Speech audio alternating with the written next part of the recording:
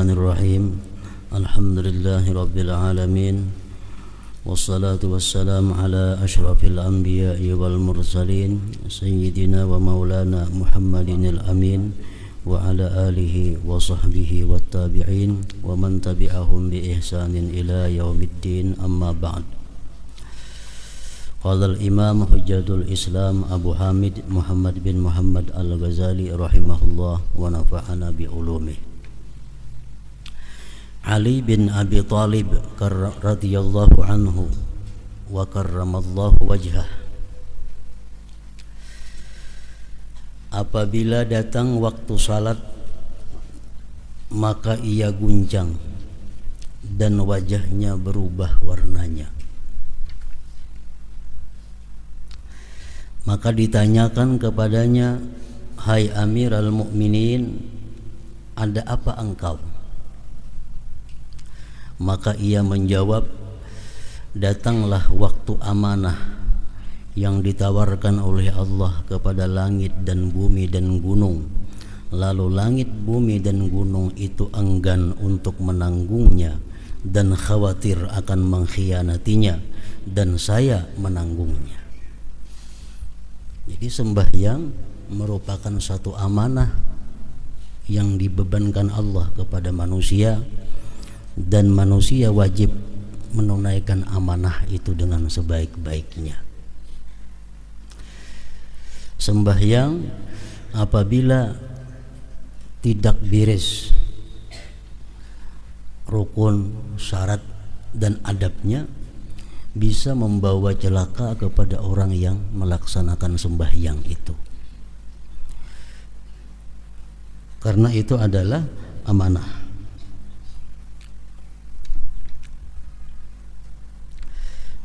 Kita umpamanya diinjami orang kendaraan.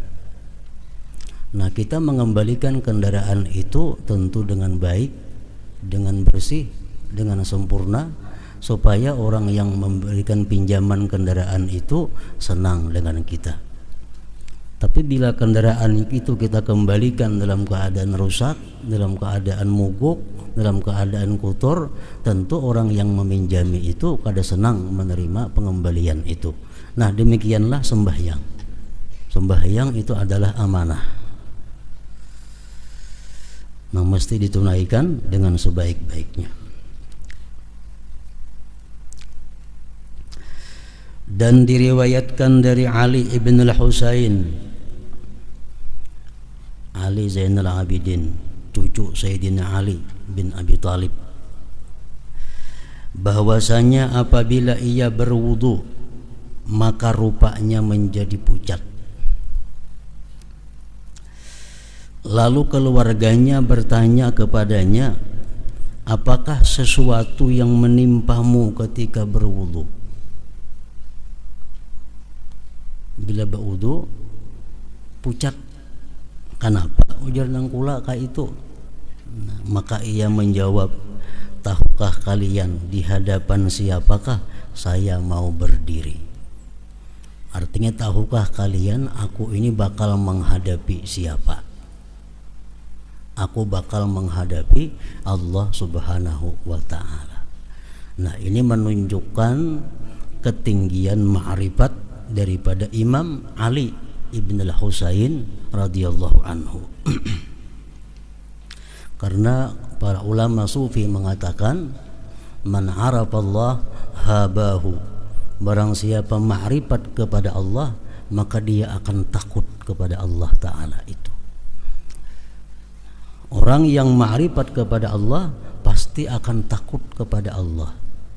Semakin tinggi ma'rifatnya kepada Allah, semakin takut kepada Allah. Makin tinggi ilmu ma'rifatnya, makin tinggi lagi takutnya kepada Allah.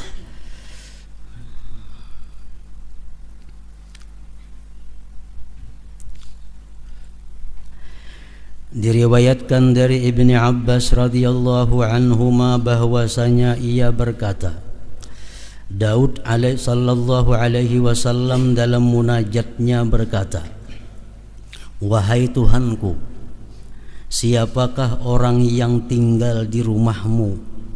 dan dari siapakah yang engkau terima salat itu?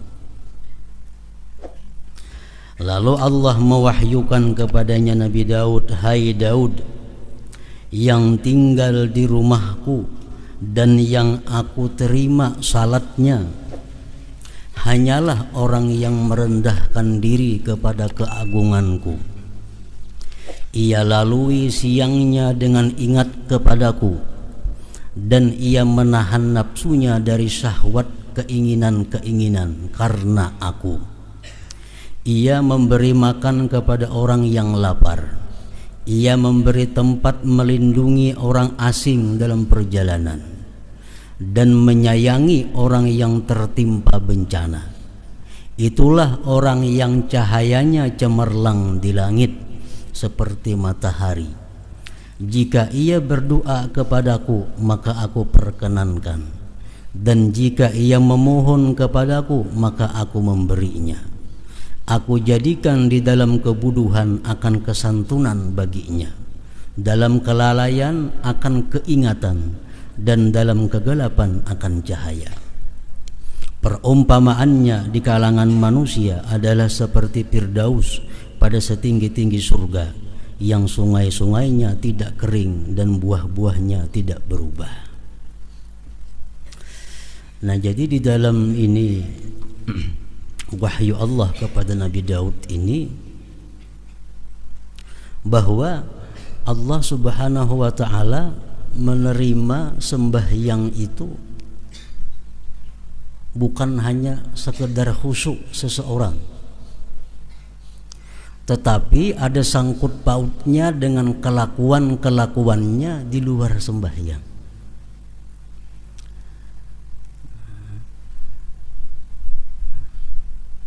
Disimpulkan di situ bahwa Allah menerima sembahyang seseorang apabila orang tersebut punya akhlak. Pertama, tawadhu. Orang yang bersifat sombong itu sembahyangnya ditolak oleh Allah Subhanahu wa ta'ala. Orang yang bersifat sombong, kalau inya kada bertobat sebelum sembahyang, sembahyangnya ditolak oleh Allah.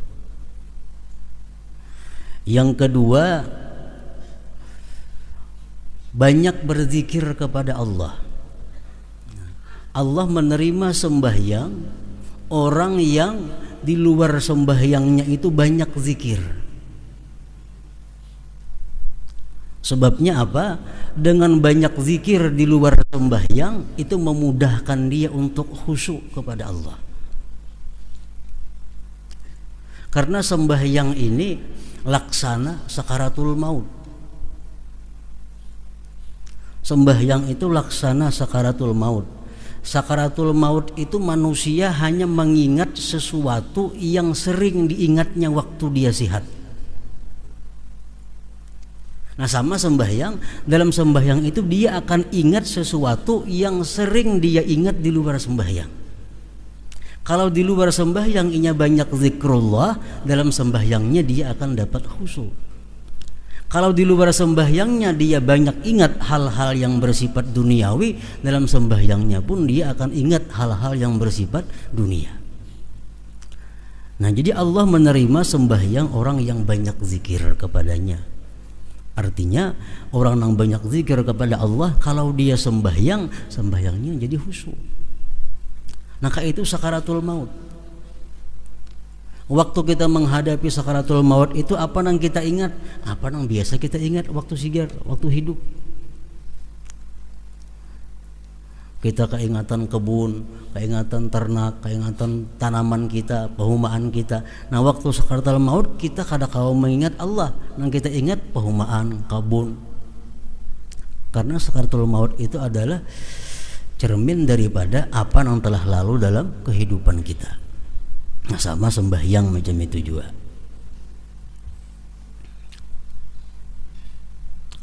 Ketiga, menahan diri dari yang dilarang Allah karena Allah. Allah menerima sembahyang orang yang mampu menahan diri dari yang dilarang Allah karena Allah. Kalau orang menggibah umpamanya, tuntung menggibah sembahyang, sembahyangnya kada diterima Allah, kecuali dia tobat dahulu sebelum sembahyang. Nah, orang berdusta sembahyang, sembahyangnya ditolak oleh Allah kalau dia belum tobat daripada dustanya. Orang mencuri sembahyang bah itu kada diterima Allah sembahyangnya sebelum dia tobat daripada mencurinya. Allah hanya menerima sembahyang orang-orang yang mampu menahan diri dari yang dilarang Allah karena Allah. Manusia banyak yang bisa menahan diri dari yang dilarang Allah tapi bukan karena Allah. Nah, ini kada masuk. Amun aku melakukan maksiat ini, mun aku melakukan ini, aku bisa dipecat orang.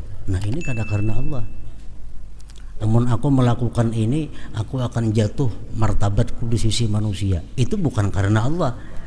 Yang dimaksud ini adalah Allah menerima sembahyangnya orang yang mampu menahan diri dari yang dilarang Allah karena Allah. Yang keempat, Allah menerima sembahyangnya orang-orang yang suka membantu fakir miskin.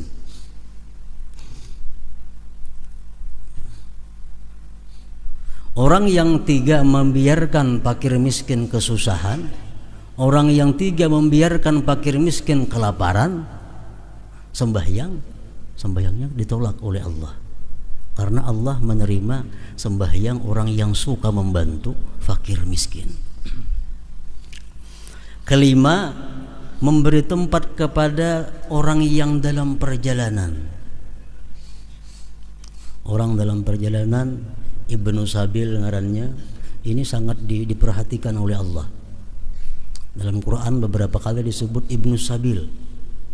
Orang yang terhenti dalam perjalanan karena kada cukup ongkos untuk meneruskan. Nah, itu adalah satu kewajiban daripada kampung itu untuk bertuturuk supaya ingin sampai ke perjalanannya.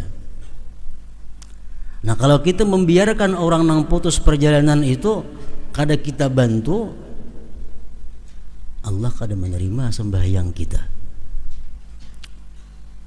Yang keenam, orang yang mengasihi atau membantu orang yang kena musibah. Jadi sembahyang kita diterima oleh Allah apabila kita di luar sembahyang berakhlak, berkelakuan 6 perkara tadi.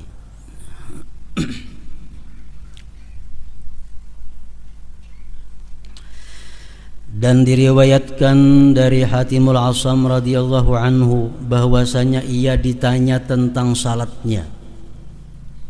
Hatimul Asam, pian kayak apa sembahyang itu, ujar orang. Pian kayak apa sembahyang? Lalu ia menjawab, apabila tiba waktu salat maka saya menyempurnakan waktu dan saya mendatangi tempat yang saya ingini untuk salat padanya. Saya duduk padanya sehingga anggota-anggota badanku terhimpun. Kemudian saya berdiri untuk salat. Saya jadikan Ka'bah itu di antara alisku. Siratal mustaqim, jembatan di bawah telapak kakiku. Surga di sebelah kananku, neraka di sebelah kiriku. Malaikat maut di belakangku. Di mana salat itu saya duga sebagai akhir salatku. Kemudian saya berdiri antara harap dan takut. Saya bertakbir dengan tahqiq, dengan mantap. Saya membaca bacaan Al-Quran dengan tartil. Saya rukuk dengan rukuk yang merendahkan diri. Saya sujud dengan khusyuk, dengan dikhusyuk-khusyukkan. Saya duduk di atas pantat kiri. Saya bentangkan punggung telapak kaki kiri. Dan saya tegakkan telapak kaki kanan atas ibu jarinya. Dan saya ikuti salat itu dengan ikhlas. Kemudian saya tidak mengetahui apakah salat itu diterima daripadaku atau tidak. Sidin nang sembahyang macam itu nah, sidin belum yakin sembahyang sidin itu bisa diterima oleh Allah. Padahal cara sidin sembahyang itu sudah sedemikian khusyuk, sedemikian luar biasa. Jadi jar sidin, bila aku hendak sembahyang, aku membayangkan Ka'bah itu di antara dua alis. Ka'bah di hadapan. Aku bayangkan batisku ini berjajak di titian Siratal Mustaqim. Aku bayangkan surga di sebelah kananku, neraka di sebelah kiriku, malaikat maut di belakangku, dan aku anggap ini sembahyang yang terakhir dalam hidupku. Nah, hanya di sini aku mengangkat takbir Allahu Akbar. Kalau sidin sembahyang dengan baik, dengan khusyuk, dan itu pun sidin aku belum tahu apakah sembahyangku itu diterima Allah atau kada. Nah, apalagi sembahyang kita nang kada kakaruan, nang hendak sembahyang sahabat itu bergaya, hendak sembahyang sahabat aja berbuat hal-hal nang kada baik, nang kada beradab di sisi Allah. Hanya sembahyang jauh daripada hatimul asam ini.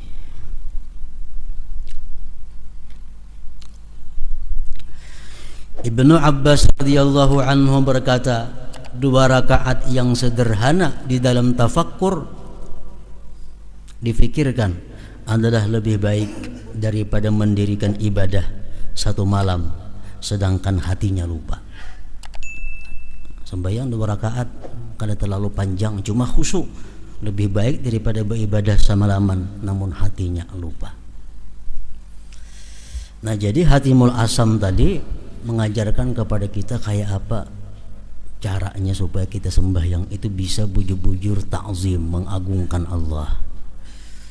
Jadi kita bayangkan sembahyang itu Ka'bah di hadapan kita, ini malaikatul maut di belakang kita, dan ini sembahyang yang terakhir. Imbah ini aku belum tentu kawa sembahyang lagi. Batisku berada di titian Siratal Mustaqim, di atas salah-salah gugur ke neraka. Nah, kalau sembahyang kita bisa lurus. Para ulama mengajarkan kita kalau sembahyang 4 rakaat tuh, sembahyang 4 rakaat supaya kita jangan mau kada ingat 3 kah 4 kah ini rakaatnya. Di waktu rakaat pertama kita membayangkan kita berada di Mekah. Rakaat pertama. Rakaat kedua kita membayangkan sudah berada di Baitul Maqdis. Rakaat yang ketiga kita membayangkan berada di langit pertama. Di rakaat yang keempat kita membayangkan berada di Sidratul Muntaha. Nah, jadi sembahyang kada mau kada ingat 2 kah 3 kah nih. Nah, jadi begitu kita Allahu Akbar, kita merasa menghadap Ka'bah, kita merasa berada di Mekah. Itu rakaat pertama. Kita berdiri rakaat kedua kita berada di Baitul Maqdis. Rakaat ketiga kita berada di langit pertama. Rakaat keempat kita berada di Sidratul Muntaha. Macam perjalanan Rasulullah sallallahu alaihi wasallam Mi'raj. Nah, karena sebelum Mi'raj dari Mekah ke Baitul Maqdis, Baitul Maqdis naik ke langit pertama terus sampai ke Sidratul Muntaha. Nah, kalau kita sembahyang kau merasakan macam itu, kadang mau sembahyang tak kali 5 rakaat zuhur, asar, isya itu, atau tak 3 rakaat. Namun kita bisa mengandak hati yang macam itu.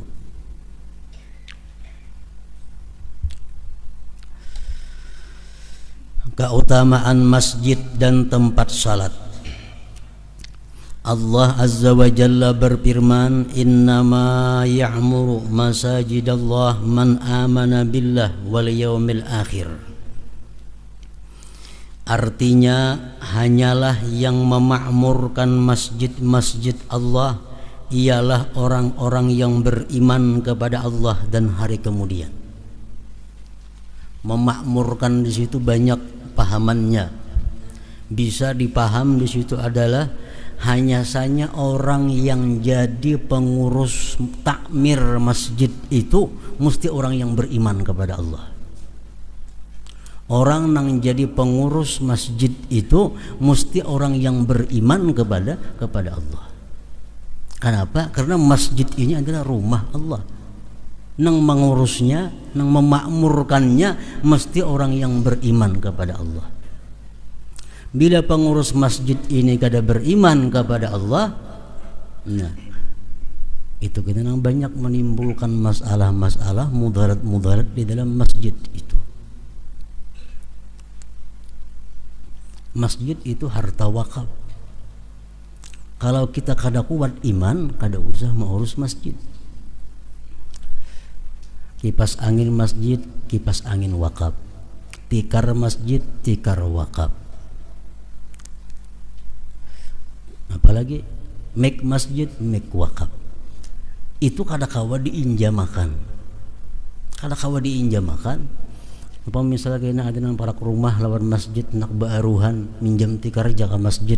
Nah panitia masjid harus tegas, itu kada boleh diinjamakan ni wakaf. Nah, kalau kada beriman kepada Allah kada kawa ini pengurus masjid.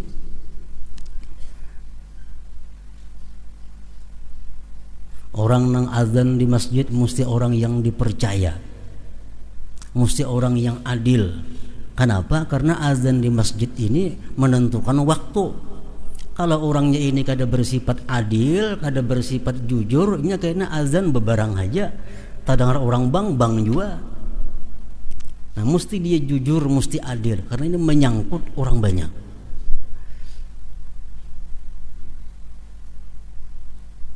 Menyeleksi imam, tugas takmir masjid ini patutkah ini jadi imam kadakah?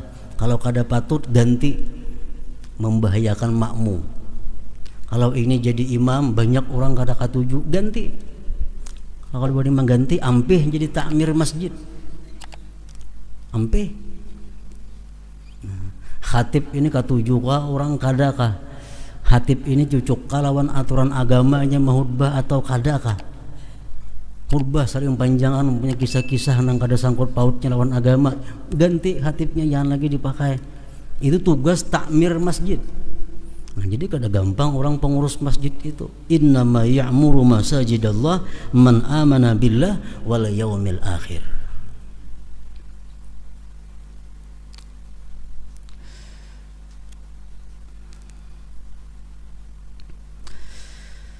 Nabi sallallahu alaihi wasallam bersabda, "Man bana lillahi masjidan walau kamabhasi qatatin banallahu lahu qasran bil jannah."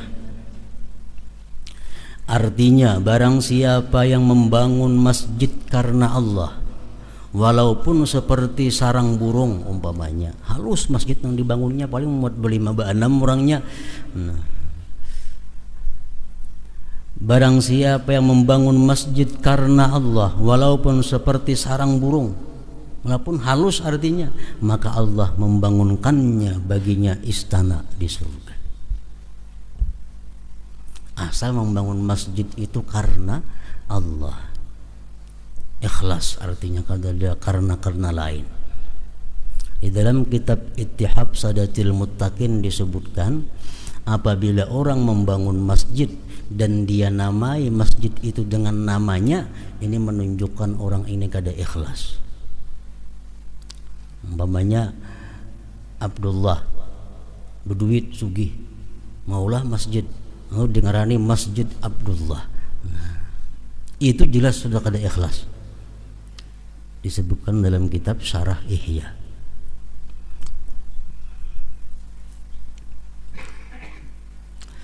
Dan Nabi sallallahu alaihi wasallam bersabda, "Man alifal masjida alifahullah ta'ala." Artinya, barang siapa yang mencintai masjid, maka Allah Ta'ala mencintainya. Dan Nabi sallallahu alaihi wasallam bersabda, "Idza dakhala ahadukumul masjida falyarka' rak'ataini qabla ay yajlisa." Artinya, apabila salah seorang di antara kalian masuk ke masjid, maka hendaklah ia salat 2 rakaat sebelum ia duduk, kecuali Masjidil Haram. Nah kalau Masjidil Haram kita masuk ke sana langsung tawaf, karena itu merupakan penghormatan Masjidil Haram. Kalau kita masuk ke Masjidil Haram kada tahiyatul masjid nang kita gawi, tapi tawaf. Nah kalau kita kada tawaf hanyar ayuh tahiyatul masjid.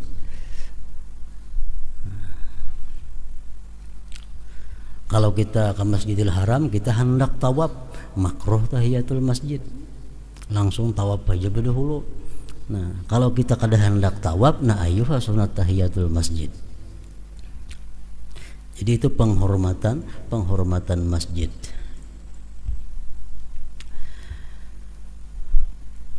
Sunat tahiyatul masjid itu ada beberapa hukumnya. Hukum yang pertama adalah hukum dasarnya sunat. Tahiyatul masjid itu menurut mazhab kita Imam Syafi'i hukumnya sunat. Kalau kita masuk masjid lalu kita kada manggawi sunat tahiyatul masjid itu, hendaklah diganti lawan bacaan subhanallah walhamdulillah wala ilaha illallah wallahu akbar wala haula wala quwata illa billahil aliyyil azim, sekali atau 4 kali. Nah, kita masuk masjid tapi kita kada hendak sembahyang tahiyatul masjid, nah itu gantiannya. Sama halnya kita membaca ayat sajadah. Dalam Quran kan ada ayat-ayat yang menyuruh kita sujud, lalu kita kada sujud, nah ganti lawan subhanallah walhamdulillah wala ilaha illallah wallahu akbar wala haula wala quwata illa billahil aliyyil azim. Kemudian sunat tahiyatul masjid itu ada juga hukumnya wajib apabila dinazarkan. Dinazarkan, aku bernazar sembahyang tahiyatul masjid, nah jadi wajib itu. Ada juga tahiyatul masjid itu hukumnya makruh apabila sudah didirikan orang jamaah. Nah kita datang ke masjid orang kamat, kada boleh kita sembahyang tahiyatul masjid, langsung sembahyang 4 berjamaah. Kalau kita karasi sembahyang tahiyatul masjid hukumnya makruh. Tahiyatul masjid ada juga hukumnya haram apabila sempit waktu. Nah kita masuk ke masjid, kalau aku tahiyatul masjid ini keluar waktu sembahyang sudah. Nah, jadi kada boleh langsung sembahyang digawi. Jangan tahiyatul masjid. Maka itu juga haram sembahyang tahiyatul masjid ini apabila kita mempunyai ada qadaan nang kada diuzurkan. Kita haram tahiyatul masjid. Contohnya sembahyang waktu zuhur. Waktu zuhur ini kita sibuk, sibuk nang apakah? Sehingga habis waktu zuhur belum lagi sembahyang zuhur. Nah, amun kita sembahyang ke masjid jangan tahiyatul masjid, qadaan dulu akan. Kenapa? Karena kita meninggalkan sembahyang tanpa uzur tadi. Nah, karena kesibukan. Jadi kalau kita kada sembahyang fardu, kada sembahyang zuhur, kada sembahyang asar karena bukan uzur, karena kesibukan dunia, masuk kita ke masjid hendak mengqada, qadaan dahulu akan. Tahiyatul masjid kada usah digawi. Kada usah digawi.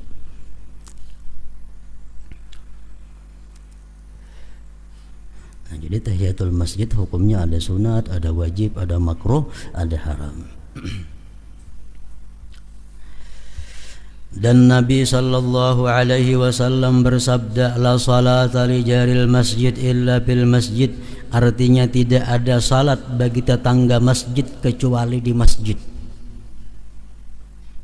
Ini hadis umum dan memberikan pemahaman bermacam-macam. Tidak ada sembahyang bagi tetangga masjid kecuali di masjid. Maksudnya adalah sembahyang fardu. Orang yang bertetangga dengan masjid itu kalau sembahyang fardu mesti di masjid berjamaah. Amunnya di rumah bang kada berjamaah. ulama berlain-lain pendapat. Ada mengatakan la salata, tadi bacaannya tidak ada salat, berarti kada sah. Orang nang bertetangga lawan masjid, inya kada turun ke masjid sembahyang berjamaah, sembahyang di rumah aja kada sah. Ada pendapat demikian. Ada yang mengatakan kada sempurna. Kalau kita sembahyang di rumah padahal kita berjiran dengan masjid, sembahyang kita kada sempurna. Jiran itu 40 nangaran jiran masjidnya 40 ke kanan, 40 ke kiri, 40 ke muka, 40 buah rumah ke belakang. Tetangga masjid ngarannya. Jadi kalau kita tetangga masjid, kalau kita berjiran dengan masjid, orang sembahyang fardu di masjid, kita di rumah saurangan sembahyang kada berjamaah, sembahyang kita kada sempurna. Itu mazhab Imam Syafi'i. Kalau mazhab Hambali kada sah. Dan Nabi sallallahu alaihi wasallam bersabda, al malaikatu tusalli ala ahadikum ma dama bi musallahu alladhi yusalli fihi, taqulu Allahumma salli alaihi, Allahumma arhamhu, Allahumma ighfir lahu ma lam yuhdis aw yakhruj minal masjid. Artinya para malaikat itu memohonkan rahmat kepada Allah atas salah seorang di antara kalian selama ia duduk di tempat salatnya yang salat ia padanya. Malaikat itu mengucapkan, ya Allah berilah rahmat atasnya, ya Allah sayangilah ia, ya Allah ampunilah ia selama ia belum berhadas atau sebelum ia keluar dari masjid. Kita sembahyang di masjid, tontong sembahyang kita kada berpindah duduk, begana di situ aja duduknya kada berpindah-pindah, kada ke belakang kahiga kada, tatap duduk. Berapa jam aja kita duduk tatap di situ, kita didoakan terus-menerus oleh malaikat. Didoakan supaya diampuni, didoakan supaya dapat rahmat, supaya disayangi oleh Allah Subhanahu wa taala selama kita tetap duduk di tempat kita sembahyang itu.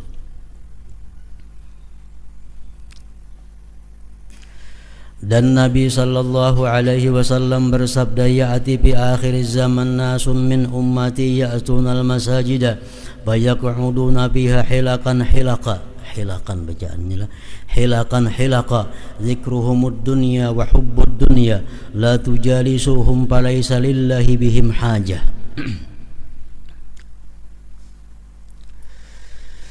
Di akhir zaman akan datang orang-orang dari umatku datang ke masjid-masjid, mereka duduk padanya dengan berlingkaran-lingkaran. Zikir mereka adalah dunia dan cinta dunia. Artinya duduk di masjid tapi nang dipandirakan pandiran dunia. Duduk di masjid nang dipandirakan pandiran kisah-kisah dunia. Kisah politik kah, kisah ekonomi kah, atau kisah nang olahraga kah. Janganlah kamu duduk dengan mereka, karena Allah tidak mempunyai hajat terhadap mereka itu. Palatar masjid itu termasuk masjid. Dudukan di palatar masjid berpandiran. Nah, pandir nang kada ada hubungnya dengan agama.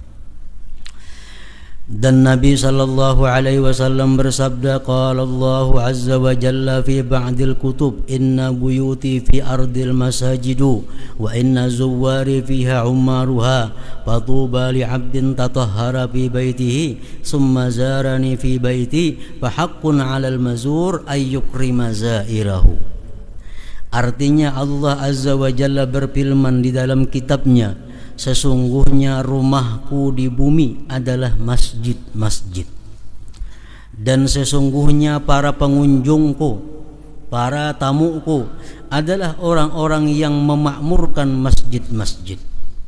Maka keberuntungan bagi orang yang bersuci di dalam rumahnya, kemudian ia berkunjung kepadaku di rumahku, maka kewajiban atas yang dikunjungi untuk memuliakan pengunjungnya. Jadi masjid itu adalah rumah Allah. Kelakuan kita di masjid jangan sama lawan kelakuan kita di rumah kita. Ada adab-adab masjid yang mesti dipelihara. Karena ini rumah Allah. Sama kita bilang ke rumah orang, jangan kayak di rumah kita. Ada aturan-aturan kalau kita menamu ke rumah orang, apalagi kita ke masjid ini ke rumah Allah. Ada aturan-aturannya.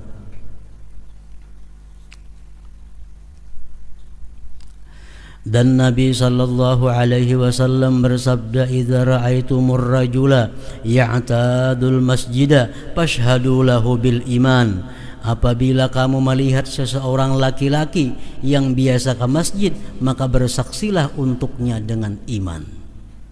Kita ada melihat orang zuhur ke masjid, asar ke masjid, maghrib ke masjid, hari-hari macam itu gawian orang nih. Nah, kita boleh bersaksi bahwa orang itu adalah orang yang beriman. Nah, boleh kita bersaksi itu orang-orang yang beriman. Namun orang ini selalu sembahyang berjamaah di masjid. Sa'id ibn al-Musayyab berkata, barang siapa duduk di masjid maka ia hanya duduk-duduk dengan Tuhannya. Dan hendak bahunjur menghadap kiblat di masjid jangan. Itu kada beadab. Bahunjur di masjid menghadap kiblat karena itu masjid rumah Allah.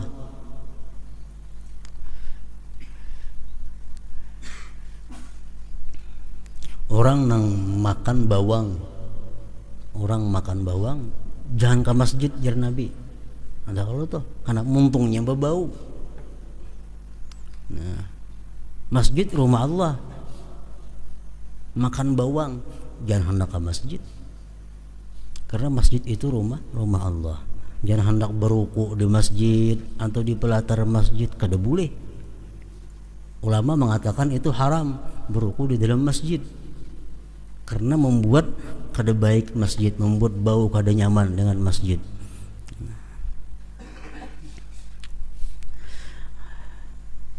Barang siapa duduk di masjid maka ia hanya duduk-duduk dengan Tuhannya, maka kewajibannya tidaklah ia berkata kecuali kebaikan.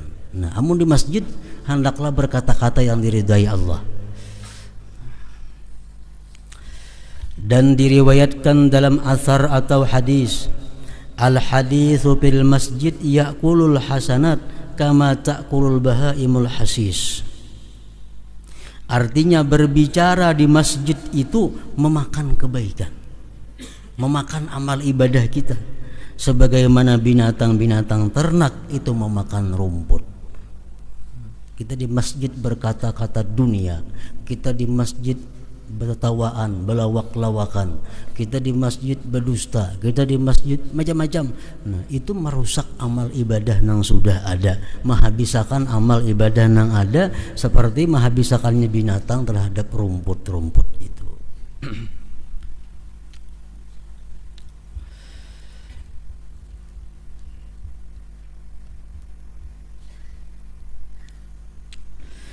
An-Nakhai berkata, mereka berpendapat bahwa berjalan di malam yang gelap ke masjid itu mewajibkan surga. Artinya apa? Lampu pajah malam tatapnya ke masjid. Nah, itu mewajibkan dia masuk surga. Lampu pajah kada benyala tatapnya ke masjid. Anas bin Malik berkata, barang siapa yang memberi lampu di dalam masjid, maka senantiasalah malaikat dan pembawa aras itu memohonkan ampunan baginya selama sinarnya di dalam masjid itu. Menukarakan bula-bula lampu di masjid,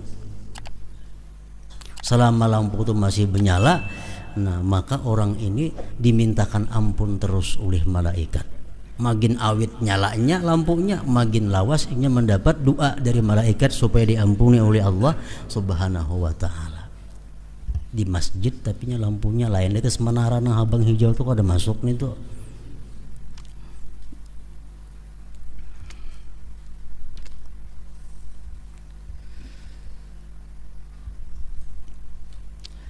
Dan Ali karramallahu wajhah berkata, apabila seorang hamba mati, maka menangislah tempat salatnya dari bumi dan tempat naik amalnya dari langit. Kita kebiasaan sembahyang, kita duduk sembahyang baca Quran, di situ kita mati, tempat itu menangis karena kada ada lagi orang yang menyembahyanginya, yang menempati kebaikannya. Kemudian ia membaca, fama bakat alaihimus sama'u wal ard wa ma kanu munzarin. Artinya, maka langit dan bumi tidak menangisi mereka, orang-orang yang berdosa kafir. Kalau orang-orang yang durjana mati, tanah kada menangisinya, bumi kada menangisinya, dan mereka pun tidak diberi tangguh. Orang-orang kafir itu kada diberi tempo lagi untuk bertobat apabila sudah datang waktunya. Ibnu Abbas radhiyallahu anhuma berkata, bumi menangisinya selama 40 pagi. Ini kita misal di rumah. Di rumah ada tempat penyembahyangan. Kita sembahyang itu di situ di rumah biasanya. Mana ada berisi tempat penyembahyangan, sembahyang sunat kita di situ, sembahyang tahajud di situ, di tempat itu. Nah, kita mati, tempat penyembahyangan kita ini menangisi kita selama 40 hari. Selama 40 hari. Atha al-Khurasani berkata, tidak ada satu hamba pun yang sujud karena Allah di suatu tanah kecuali tanah itu bersaksi baginya pada hari kiamat. Makanya di masjid jangan tatap duduk. Di situ pang sembahyang seumuran duduknya. Nah, beralih-alih. Hari ini di sini, esok ini di situ, sembahyang ini pun di sebelah sini. Supaya apa? Banyak saksi di akhirat bahwa kita berbuat kebaikan.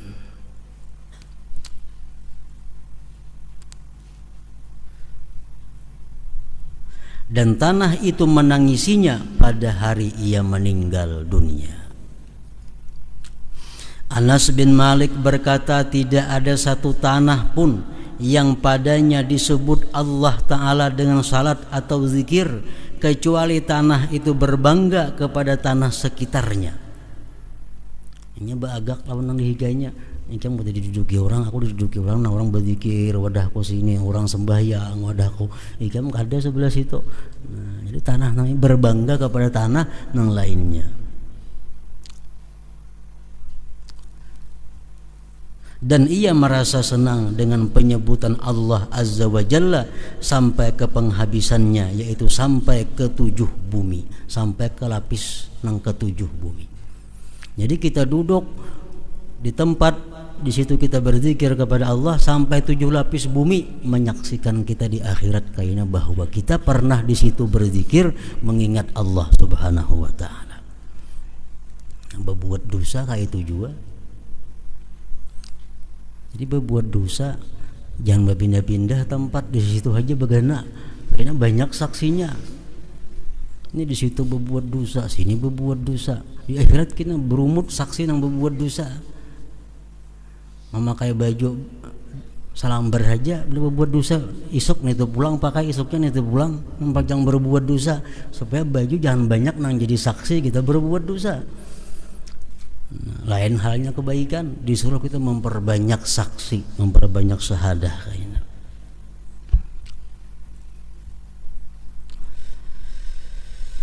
Dan tidak ada satu hamba pun yang salat melainkan bumi atau tanah itu berhias baginya. Berhias, cuma kita banah aja kada melihat. Dan dikatakan tidak ada satu rumah pun yang dihuni oleh suatu kaum melainkan rumah itu memohonkan rahmat untuk mereka atau mengutuk akan mereka. Jadi rumah itu bisa mengutuk lawan kita, bisa rumah itu memohonkan rahmat kepada Allah. Kalau kita berbuat dosa dalam rumah, rumah itu memohon kepada Allah, kutuk orang nang di atasku ini bagana.